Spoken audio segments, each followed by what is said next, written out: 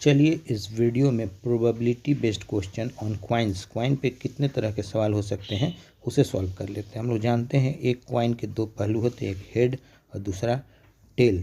तो एक क्वाइन को यदि टॉस किया जाए तो इसका जो सैंपल स्पेस होगा वो होगा हेड या फिर टेल। तो हम लोग इस वीडियो में पहले समराइज कर लेंगे सारा।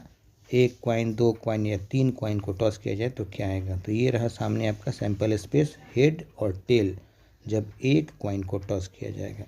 चलिए अब देख लेते हैं कि यदि दो क्वाइन को एक संग टॉस कर दिया जाए तो हमारे पास सैंपल स्पेस क्या आएगा। सैंपल स्पेस हमने लिख लिया है, या तो दोनों पे हेड दोनों पे टेल, एक पे हेड टेल या दूसरा पे टेल हेड। तो इस तरह से टोटल 4 सैंपल स्पेस आएंगे दो क्वाइन को यदि टॉस किया जाएगा। सैंपल स्पेस है ये, इसको अच्छी तरह से समझ लें, याद कर लें, हमेशा क्वाइन के ये में लगेगा। चलिए देख लेते हैं तीसरा सैंपल स्पेस। यदि तीन क्वाइन को टॉस कर दिया जाए, या तो तीनों पे हेड या फिर तीनों पे टेल या फिर दो पे हेड एक पे टेल, इस तरह से जो कॉम्बिनेशंस बैठेगा वो ये है।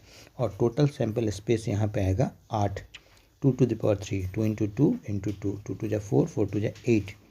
तो इस तरह से हमने देखा कि यदि एक क्वाइन को उछाला जाए तो सैंपल स्पेस होगा 2, दो क्वाइन को उछाला जाए तो सैंपल स्पेस होगा 4 और तीन क्वाइन को एक संग उछाला जाए तो सैंपल स्पेस होगा 8। तो ये हमारा प्रिलिमिनरी है क्वाइन के क्षेत्र में यदि तीन क्वाइन को टॉस किया जाए। तो इसे पहले लिख लेंगे, इसे सीख लेंगे और फिर इसी वीडियो में आगे हम लोग चलिए अब एक एक करके एक एक तरह का सवाल देखते हैं, सिंगल क्वाइन, डबल क्वाइन और ट्रिपल क्वाइन के लिए।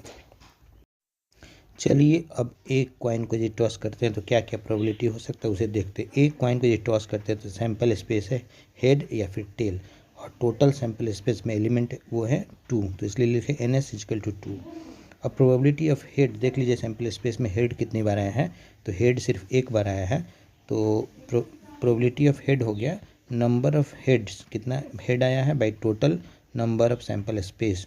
तो हेड है 1 बटा टोटल नंबर सैंपल स्पेस में है 2, तो हो गया 1/2। इसी तरह से probability of tail, number tail by number S, मतलब टेल कितनी बार आया है सैंपल स्पेस में और टोटल सैंपल स्पेस में कितने एलिमेंट्स हैं। तो टेल आया है एक बार और टोटल सैंपल स्पेस में एलिमेंट है 2, तो प्रोबेबिलिटी ऑफ टेल हो गया 1/2।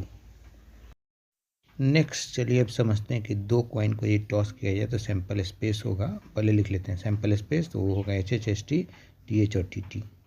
अब क्वेश्चन स्पेसिफिकली रहता है जैसे find the probability of exactly 2 heads या find the probability of exactly 2 tails, find the probability of either tail और head, find the probability of at least 1 tail, find the probability of at least 1 head. इस तरह का सवाल रहता है। तो चलिए पहले समझ लेते हैं exactly probability of exactly 2 heads.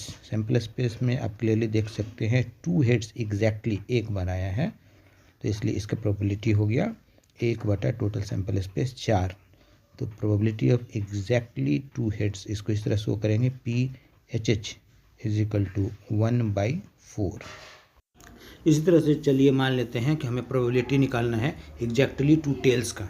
तो हम लोग देख ले एग्जैक्टली 2 टेल्स कितना है। एग्जैक्टली 2 टेल्स यहाँ पे सिर्फ एक है, तो हमने लिखा N/TT। एग्जैक्टली 2 टेल्स यहाँ पे एक बार है और सैंपल स्पेस में 4 एलिमेंट है।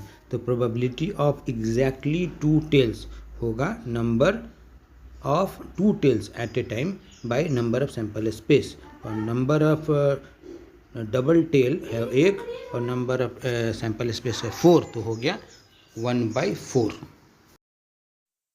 चलिए नेक्स्ट देख लेते हैं कि मान लीजिए एक सवाल रहता है जिसमें पूछा गया है कि probability of at least 1 head.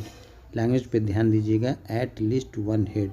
Sample space में देखा जाए एटलीस्ट 1 हेड कितना के पास है, तो एटलीस्ट 1 हेड हमारे 3 के पास है, TH, HT और HH के पास भी 2 हेड है, इसका मतलब एटलीस्ट 1 हेड में आ जाएगा। तो यहाँ पे फेवरेबल जो सैंपल स्पेस है उसमें नंबर ऑफ एलिमेंट्स हो गया 3, एटलीस्ट 1 हेड वाला, और टोटल सैंपल स्पेस में एलिमेंट है 4। तो प्रोबेबिलिटी ऑफ एटलीस्ट 1 हेड = 3/4।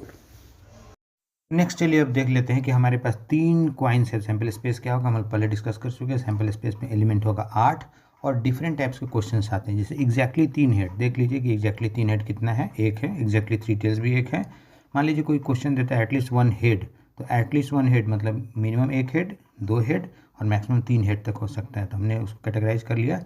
7 हैं। तो इस तरह से कैटेगराइज कर लीजिएगा क्वेश्चन को। उसके बाद हर एक का प्रोबेबिलिटी निकालना है। मान लीजिए प्रोबेबिलिटी आप बोले हैं कि एग्जैक्टली 3 हेड्स, पहले हम लोग निकाल चुके हैं, एग्जैक्टली 3 हेड्स है 1 और टोटल सैम्पल स्पेस 3 कॉइन का होता है 8, तो प्रोबेबिलिटी हो गया 1/8। इस तरह एग्जैक्टली 3 टेल्स का भी प्रोबेबिलिटी 1/8 होगा। और प्रोबेबिलिटी ऑफ एटलीस्ट 1 हेड हमने सैम्पल स्पेस में से छांट लिया है, at least 1 head, at least 1 head, maximum 3 head तक हो सकता है। तो एक ही बचेगा सैंपल स्पेस में से टी जिसमें कि हेड नहीं है, मतलब 8 में से एक 7, तो 7 के पास एटलीस्ट 1 हेड। एटलीस्ट 1 का मतलब एटमोस्ट नहीं कहा जा रहा है, मोस्ट हो सकता है, एटलीस्ट कम से कम एक होना होगा। तो एटलीस्ट 1 हेड हमने क्लियरली लिख दिया है, सैंपल स्पेस को देख सकते हैं, वो है 7। तो probability of at least 1 head is equal to 7/8।